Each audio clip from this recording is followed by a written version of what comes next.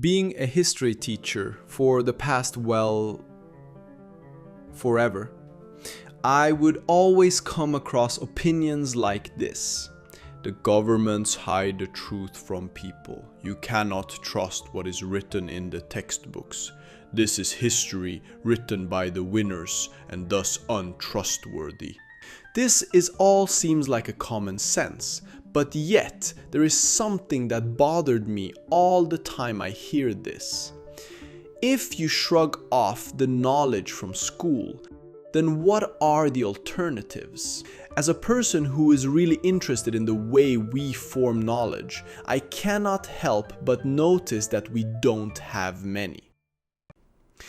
It is either crazy world of social media with viral videos full of propaganda and outright false information, or it is an in-depth, nuanced study of academic historians.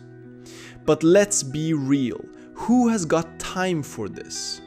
In-depth research may take days if not weeks. Moreover, not everyone wants to invest not only time but also money, as libraries like JSTOR have articles available for free. The rest you have to pay for. Unless you're a Russian pirate anyways. When I created a YouTube channel last year, I aimed to bridge the gap between academic knowledge and popular content online to fight the misinformation. And I think I'm going to take it to the next level if I also restore or confirm the common myths about the historical textbooks. Because we have tons of very interesting material out there, material that is being read by hundreds of millions of students in schools worldwide. This challenge and the need prompted me to create the one and only first ranking of reliable historical textbooks for high schools. What will help me on this journey is the creation of criteria which I will be using to assess the history textbooks. First of all, it should be trustworthy. Facts should be truthful. Secondly, it should exhibit close to no national bias. For my young listeners, national bias is when society and government promote only good things about the country, with complete disregard for the tragedies caused by the government or the society of this country. Us versus them. Them are always bad guys, and us is always good guys who invented everything, always morally correct, even if they did something bad. It was totally justified. Some of you may say that it's a good thing for history textbook to reinforce social cohesion and do not focus on the dark pages of history. Conceding, I would say yes. It is not necessarily makes the textbook bad, but it skews the accents and overlooks different perspectives that are crucial when it comes to critical thinking and attaining the truth about events. Thirdly, the use of primary sources.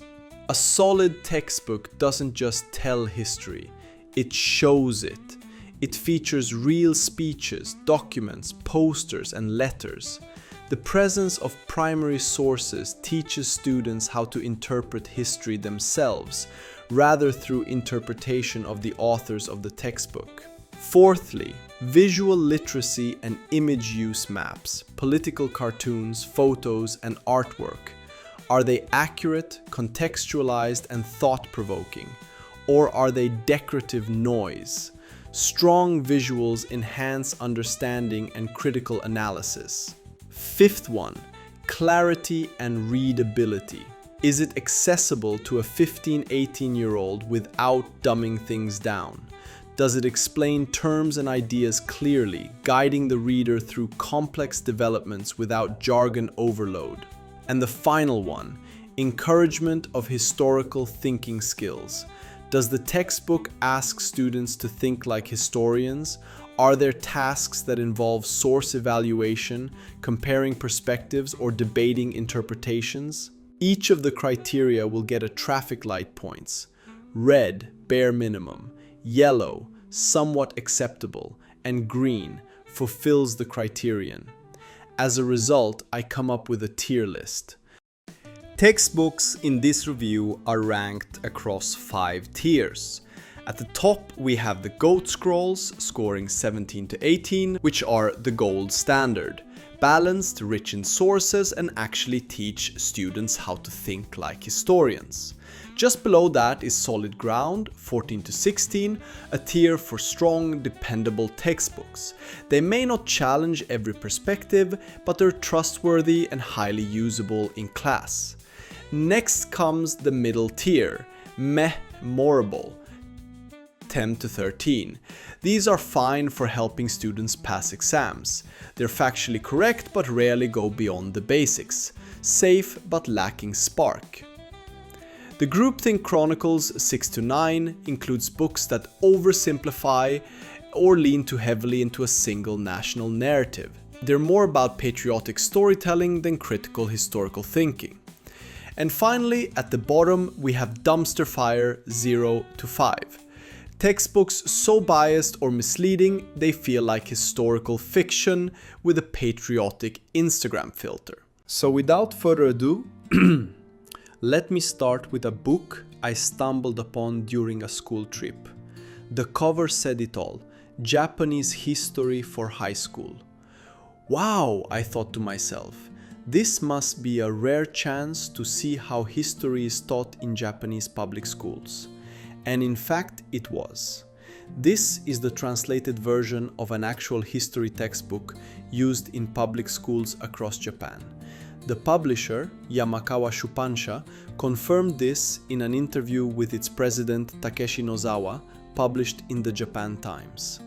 Before we dive in, let me clarify that this won't be a full chapter-by-chapter review. I'm going to focus on a few key sections, specifically the ones dealing with controversial topics. To guide our exploration, I framed 4 big questions. You can also use the timestamps below to jump to the parts you're most interested in. How does this textbook portray the assimilation of minorities such as the Aino and Ryukyuan peoples? How does it frame the arrival of Matthew Perry and the Meiji Restoration? To what extent does it acknowledge Japan's war crimes during World War II, including Unit 731 and the Nanjing Massacre? How does it present the atomic bombings of Hiroshima and Nagasaki and the post-war US occupation? Let's start with the Ainu. They're an ethnic group whose origins date back to the 13th century, inhabiting areas like Hokkaido, Sakhalin, and the Kuril Islands. I'm avoiding the term indigenous here, not to downplay anything, but because technically all human groups migrated from somewhere. According to the latest government survey from 2023, there are around 11,450 Ainu people in Hokkaido. Out of those, less than 1% reported that they could hold a conversation in the Ainu language. Why? Because the Meiji government, beginning in the late 19th century, systematically forced them to assimilate. But let's take a look at how the textbook explains this. Page 290. In 1874, as part of the measures carried out to relieve the Shizoku class, the Tondenhei, military settler system, was implemented to, along with land development, prepare the North for defense against Russia. Now the footnote adds, behind the scenes of the development project, the traditional lifestyles, customs, and beliefs of the Ainu culture were gradually disappearing. In 1899, the government issued the Hokkaido Former Aborigines Protection Act, but this did not help prevent the Ainu culture and way of life from being lost. So far, it sounds like a passive loss of culture, as if the Ainu just wandered off into the snow and vanished. Later on, in 1997, the Ainu Cultural Promotion Act was issued. There are 2 things that stand out to me. First of all, the Hokkaido Former Aborigines Protection Act is mentioned in a context that reads something like this. We tried to protect those shrimp barbarians from extinction, but then those evil Russians threatened us simply by existing, so we had to protect them even better. Despite this, they still disappeared. Protection? That's like calling a prison a love hotel. It wouldn't be so funny if it weren't so sad. The act itself was the total opposite of its name and intention. Let me share some analysis of the law by subject specialists Komori Yoichi, Helen J.S. Lee, and Michelle Mason, published in the Asia Pacific Journal. Article 1 of the Hokkaido Former Natives Protection Law reads, "Those former natives of Hokkaido who are engaged or wish to engage in agriculture shall be granted free of charge no more than 12 acres of land per household." As mentioned above, this law applied only to those who engage in farming or those who wish to engage in farming. Thoroughly permeating this law is the idea that without converting to the practice of farming, one cannot be recognized as a Japanese citizen, which completely disregards the habitus of the Ainu, who for many centuries had lived by hunting and fishing.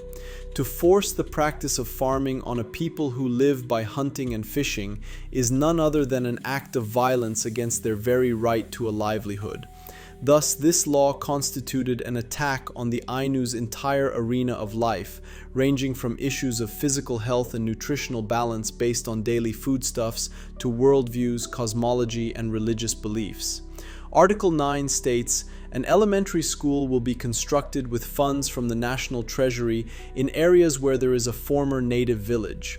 For the Ainu, this law meant ultimately to be controlled by the science of hygiene and made into Japanese citizens through a civilizing mission executed through the educational system. In other words, to be subjugated in the name of protection. The Ainu language, which did not have a writing system, wasn't acknowledged as a language.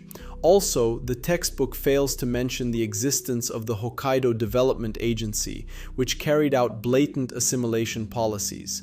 These included strict bans on girls getting traditional tattoos. The custom of wearing earrings was forbidden for men, though permitted for women.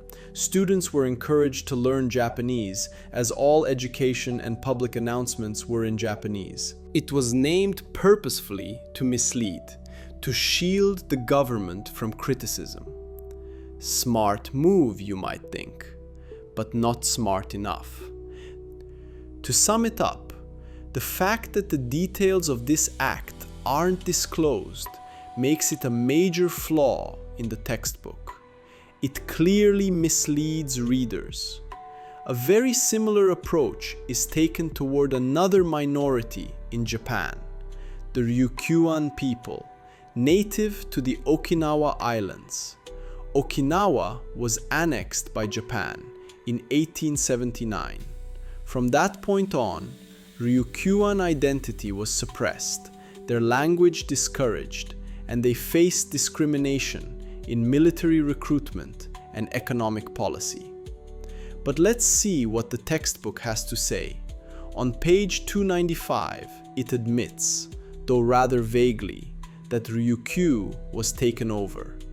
In 1879, the Japanese government formally abolished Ryukyu domain and the Ryukyu kingdom and established Okinawa prefecture, Ryukyu disposition. But wait for the footnote. Oh, these footnotes. That's where they really try to justify things. Although the Ryukyu kingdom was reconfigured into Japanese territory as Okinawa prefecture, the former systems, such as those for land ownership, taxation, and regional administration, were maintained, and elections for members of the House of Representatives were not held until 1912. Since the economic disparity with the mainland was substantial, and the general income of Okinawa residents was low, the number of people migrating to work elsewhere in Japan or overseas was by no means small. Reconfiguration? That's like saying your neighbor didn't steal your car. He just reconfigured its ownership model. This explanation completely ignores what actually happened in 1898 under Administrator Narahara. 3/4 of communal land was converted to private ownership, and modern tax structures were introduced. The new taxes made things even worse in an already poor province. Combine that with a crash in sugar prices, and the result? the Psychid Hell famine of the 1920s, where Okinawans were so desperate they had to eat psychid plants, a toxic palm-like tree. Another uncomfortable truth conveniently left out. Another failure to engage with historical controversy. How does the Japanese textbook view the expedition of Matthew Perry and the subsequent changes, including the Meiji Restoration? The chapter titled Opening the Country starts by setting the scene with a broad geopolitical context. The textbook references the Industrial Revolution and Western imperialism in the Far East, illustrated through a map titled Encroachments on Asia by the Great Powers. The choice of words is revealing. Rather than using terms like colonization or imperialism, the authors frame this moment in history as a broader civilizational clash, something more profound than just economics or strategic power plays. The arrival of Commodore Matthew Perry is depicted not as a singular moment of disruption, but as one of many attempts by Western powers, Russia, the Netherlands, and the UK included, to establish trade with Japan in the second half of the 19th century.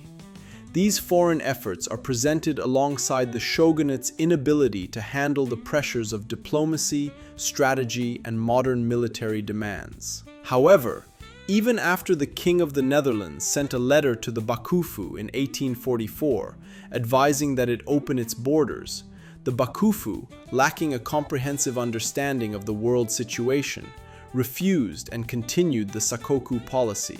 The Bakufu gave in to this show of force, and in the third month signed the Japan-US Treaty of Peace and Amity. It subtly places blame on the Bakufu for its ignorance. This contrasts with much of modern historiography, which tends to shift the focus away from blaming individual actors, and instead emphasizes the broader forces of Western geopolitical pressure. One revealing example of this perspective is the shogunate's response to differences in coinage standards. The Bakufu sought to prevent this by recasting the coinage, which substantially reduced the quality, but the drop in real coin value spurred price increases and put a strain on the lives of the populace. These developments resulted in increased antipathy toward trade, which in turn contributed to the rise of the violent Joy movement. Another theme running through this section is the negative economic impact of Western trade on Japan. In this regard, the textbook mirrors many Western textbooks that highlight how an influx of cheap industrial goods, cotton, wool, etc., disrupted traditional industries like hand spinning in rural areas. Overall, this part of the textbook is reasonably balanced and focuses on domestic responses to global changes. However, it lacks multiple perspectives. Notably, the benefits of the Meiji reforms are attributed primarily to the virtues of the emperor and his officials, rather than the influence or ideas borrowed from the West.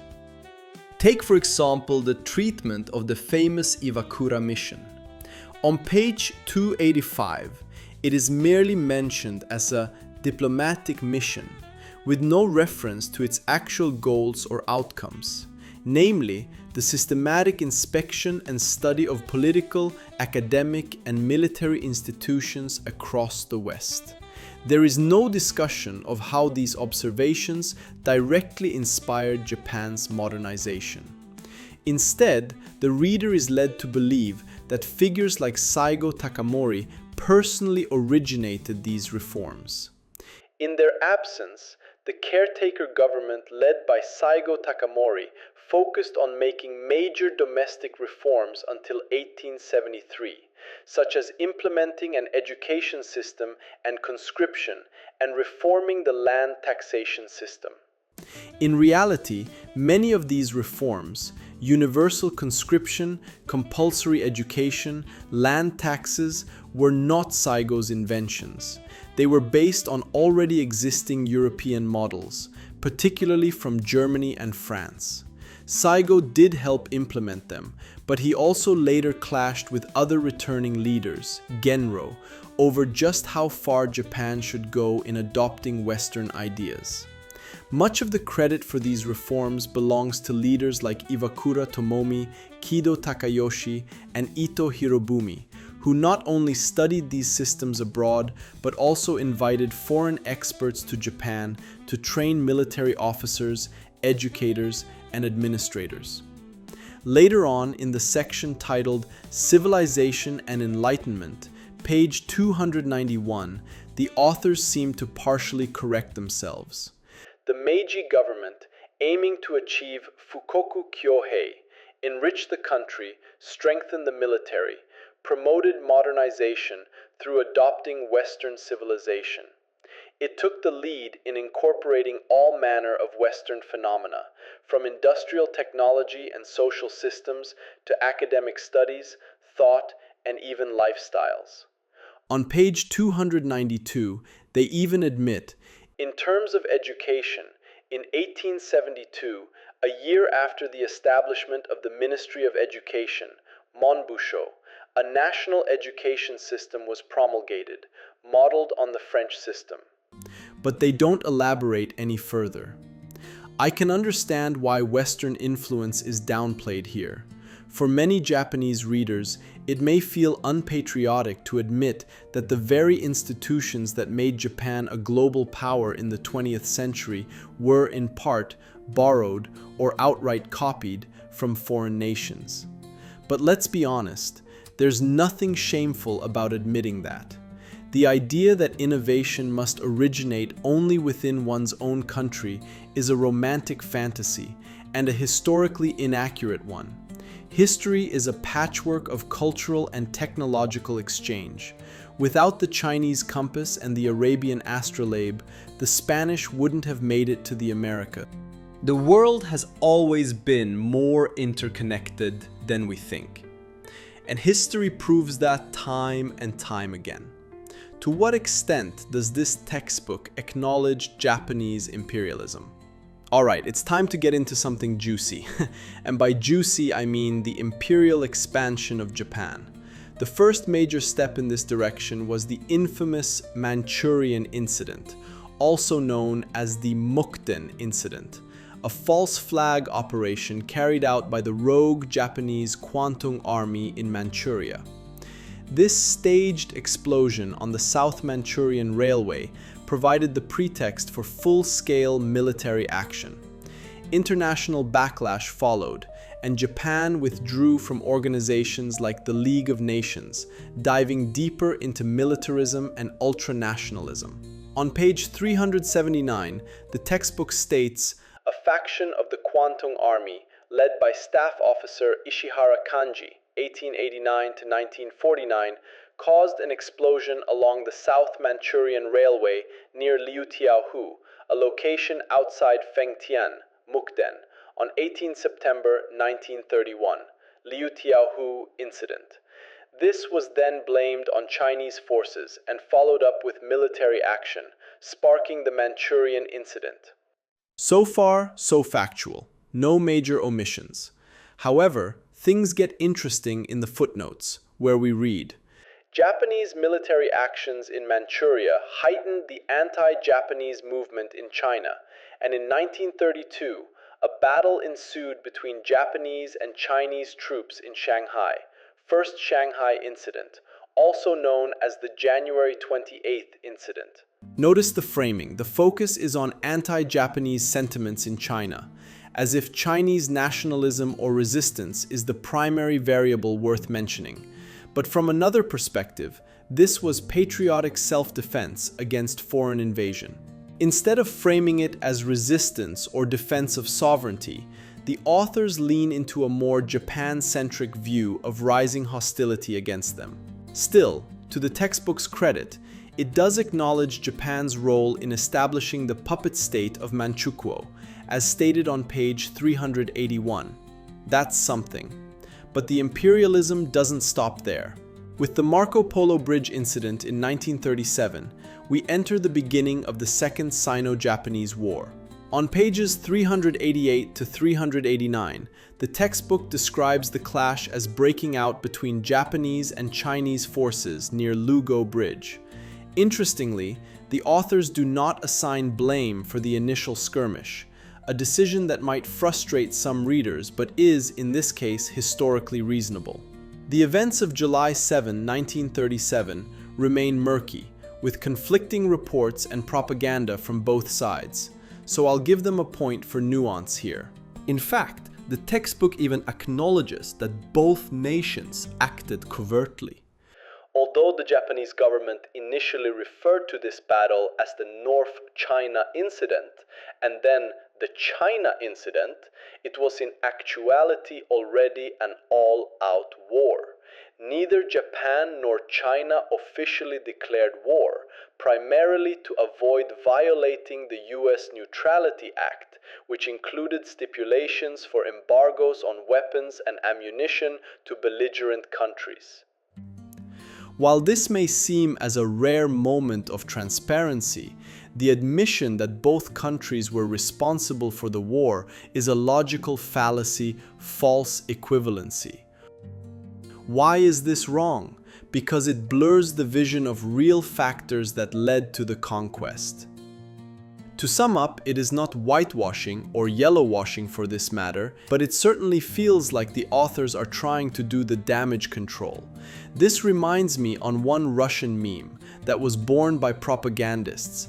This sounded like this: "Everything isn't that obvious," and meant that despite overwhelming evidence of fabrications and government interference, they may be something else that we do not know that would justify their actions. I can see how this textbook's false equivalence claim can be used for the same purposes. To what extent does this textbook acknowledge Japanese war crimes during World War II, such as Unit 731 and the rape of Nanjing? Let's talk about the Nanjing Massacre, page 389. This is where things get really hot, and no, not metaphorically. We're diving into some of the darkest chapters of modern history. So, does the textbook acknowledge the Nanjing Massacre? Well, kind of. Before and after the fall of Nanjing, the Japanese army repeatedly plundered and committed violent acts both inside and outside the city, and killed a large number of Chinese civilians, including women and children, and prisoners, in what became known as the Nanjing Incident. Sounds decent, until you realize that this isn't even in the main text. It's buried in a footnote. Why? Who knows? Maybe they ran out of ink, or maybe they hoped it would fly under the radar. Let's be clear, calling it the Nanjing Incident is like calling Chernobyl a nuclear hiccup. This terminology is consistent with a long-standing Japanese tendency to label every atrocity an incident, as though these were traffic accidents and not systemic mass violence. Now, I won't get lost in the weeds of victim number estimates. Historians still debate whether it was 40,000, 200,000, or more. But the point is, acknowledge the event properly, name it, give a casualty range, explain what actually happened. That's not politicizing history. That's just basic historical honesty. And let's not be naive. This event is highly politicized, and if you want me to make a video about truths and lies about rape of Nanjing, please let me know in the comments section. It is funny that actions towards Japanese are never called incidents. It is either encroachment, invasion, bombings, or war.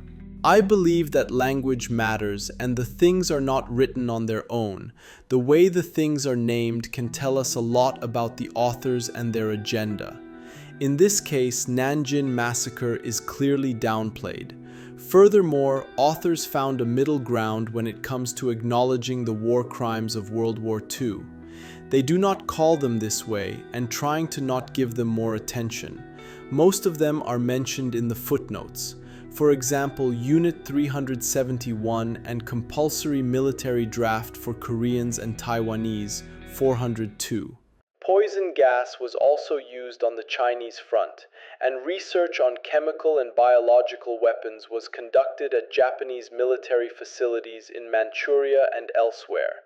In Harbin, Manchuria, a special unit called Unit 731, led by Lieutenant General Ishii Shiro, was established to conduct research on biological warfare and performed experiments on Chinese and Soviet prisoners. Performed experiments. Really? That's the wording we're going with? Let me put it like this. Calling what Unit 731 did experiments is like calling the Saw movies medical training videos. I just love how a neutral and reserved tone is suddenly the go-to when discussing Japanese atrocities. But do they use the same calm, measured language when talking about the bombings of Tokyo or the atomic attacks? Of course not.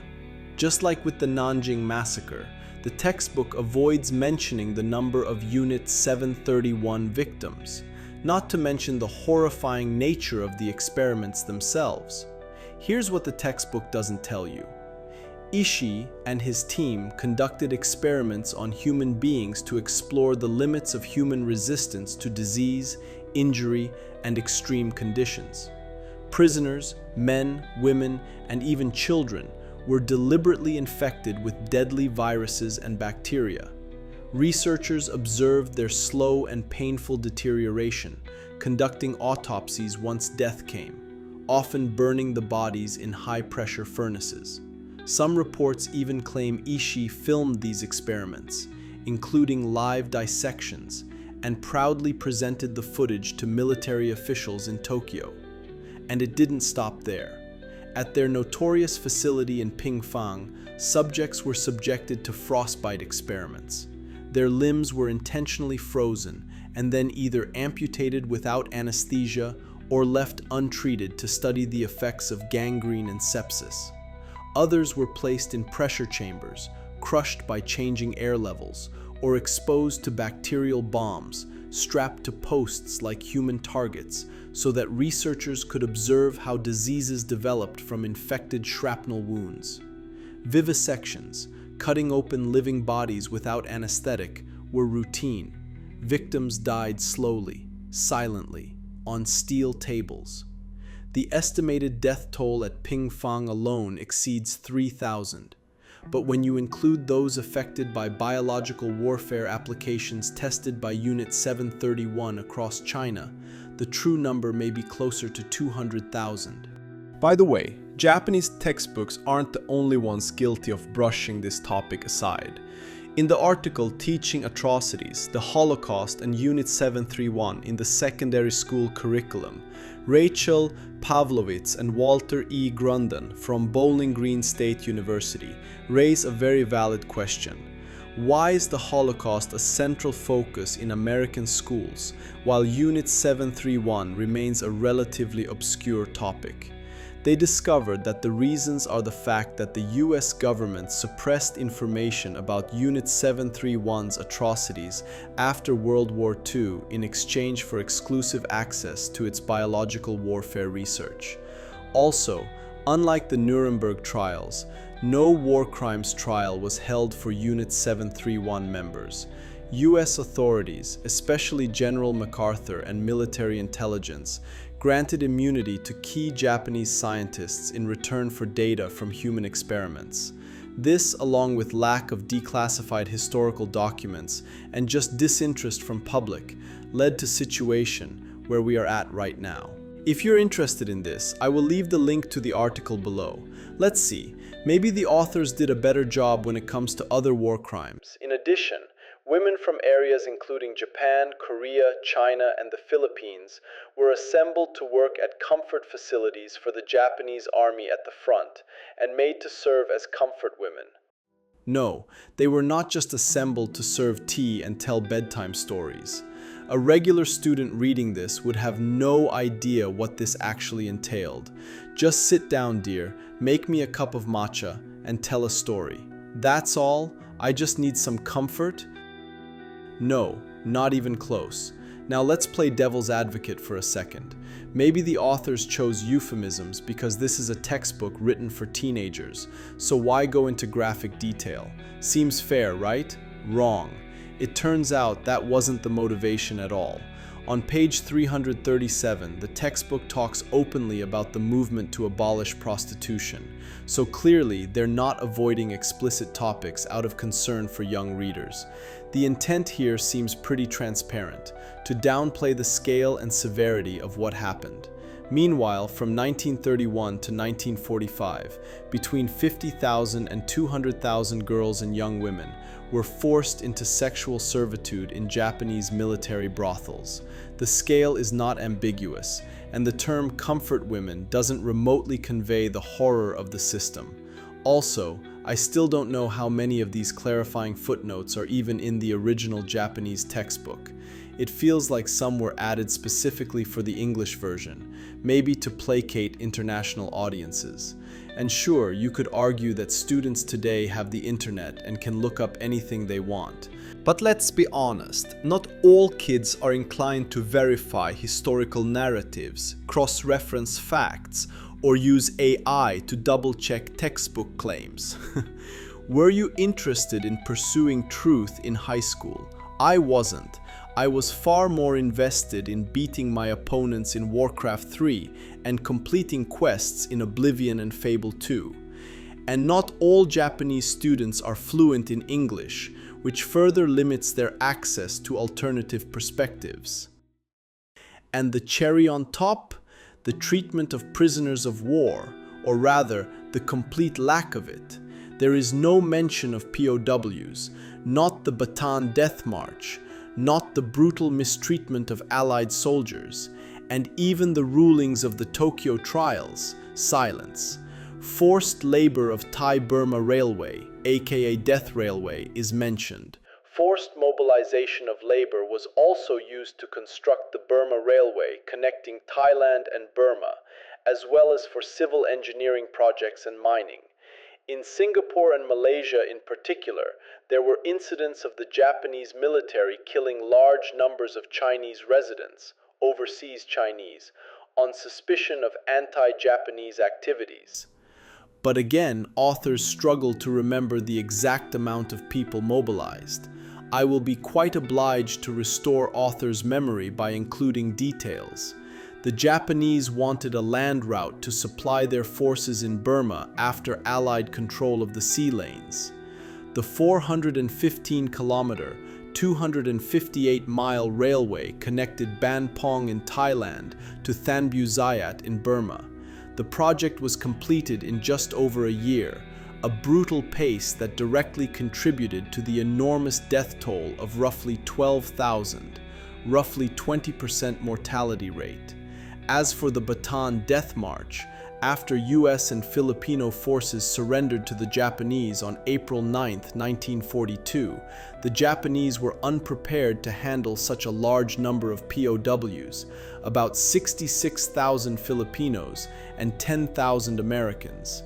Prisoners were ordered to march from Mariveles, southern Bataan, to San Fernando, then taken by train to Capas, and finally marched again to Camp O'Donnell, covering approximately 65 miles, 105 kilometers. Estimated 10,000 to 13,000 POWs died during the march.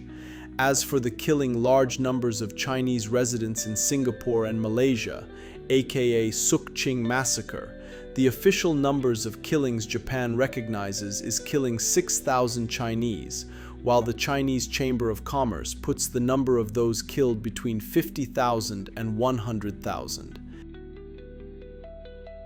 In total, over 12,000 Allied POWs and 90,000 Asian laborers died as a result of these atrocities.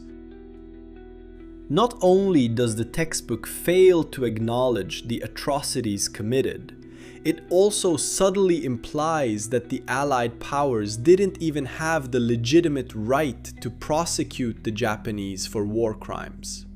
On page 401, in the chapter dedicated to the Tokyo trials, we read, The phenomenon of individual national leaders being tried as war criminals was almost unprecedented. However, there were differences of opinion among the 11 judges, and along with the majority decision that was read, dissenting opinions were written by Judge Radabinod Pal of India and Judge Rowling of the Netherlands. Yes, there was controversy around the legitimacy and consistency of the trials. But to take such a long detour to emphasize dissenting opinions without even first establishing the crimes that triggered the trials is nothing short of hypocrisy. You don't get to spotlight objections to the verdicts while glossing over what led to them in the first place. That's like setting house on fire and then arguing about whether the fire alarm was too loud. The author's memory suddenly sharpens when it comes to Japanese casualties from the Tokyo air raids. The numbers are crystal clear, and the focus is entirely on civilian suffering caused by American bombings. Page 403. In the Great Tokyo Air Raid on March 10, 1945, some 300 B-29 superfortresses dropped approximately 1,700 tons of incendiary bombs on the heavily populated downtown areas, resulting in an estimated 100,000 people burning to death in one night. Air raids were also carried out against smaller cities throughout the country, resulting in the loss of approximately 2,210,000 homes due to fire, 260,000 dead, 420,000 injured, and the destruction of major production facilities, according to reports by the Air Defense Headquarters of the Ministry of Home Affairs. Notice how suddenly there's no need for footnotes. The same precise treatment applies to the horrors of Hiroshima and Nagasaki. Page 406. The atomic bomb exploded over the center of Hiroshima City, killing approximately 200,000 people. In Nagasaki, it is estimated that over 70,000 people died.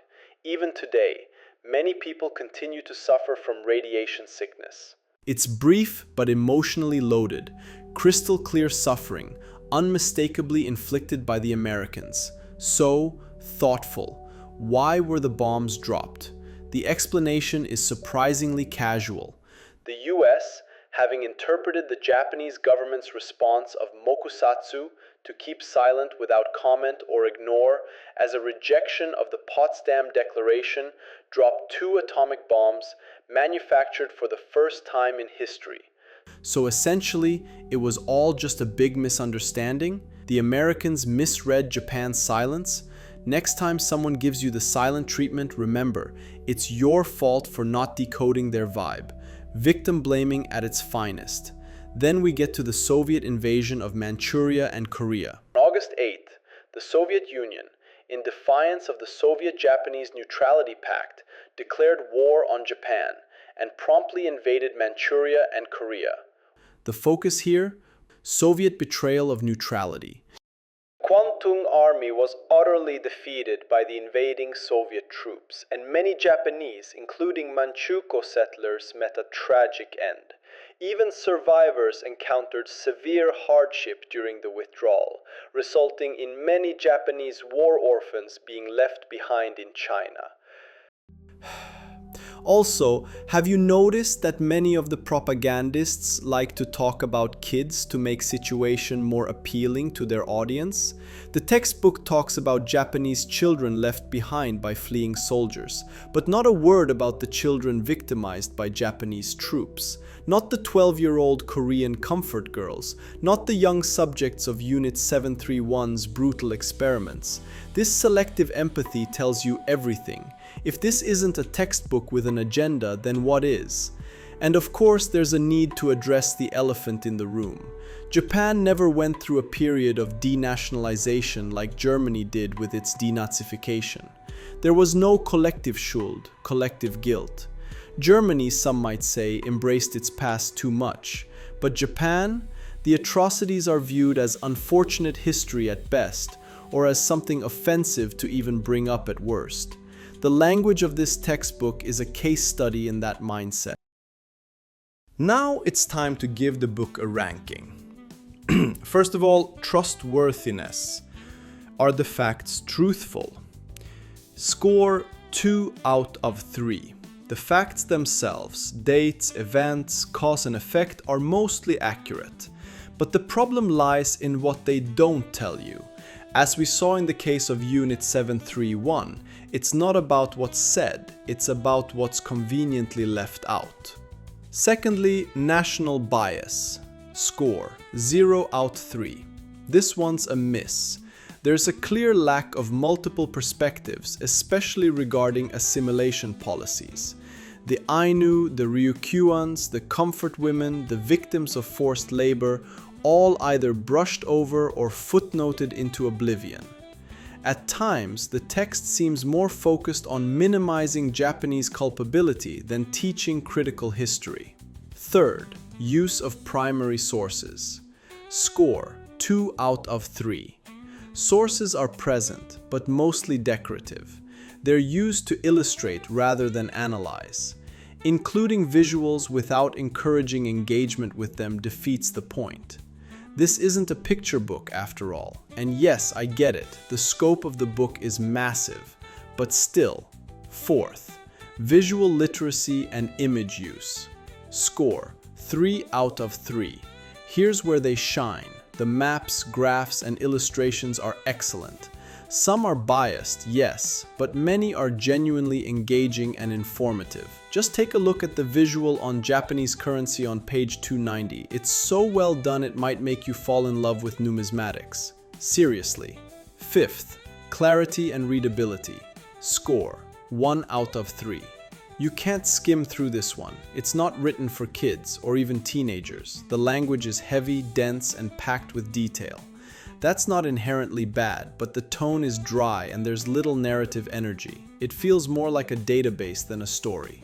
Sixth, encouragement of historical thinking skills. Score 0 out 3.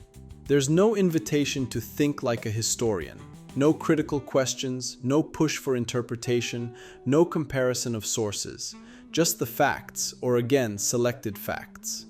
Final score 8 out of 18. That lands it squarely in the Groupthink Chronicles.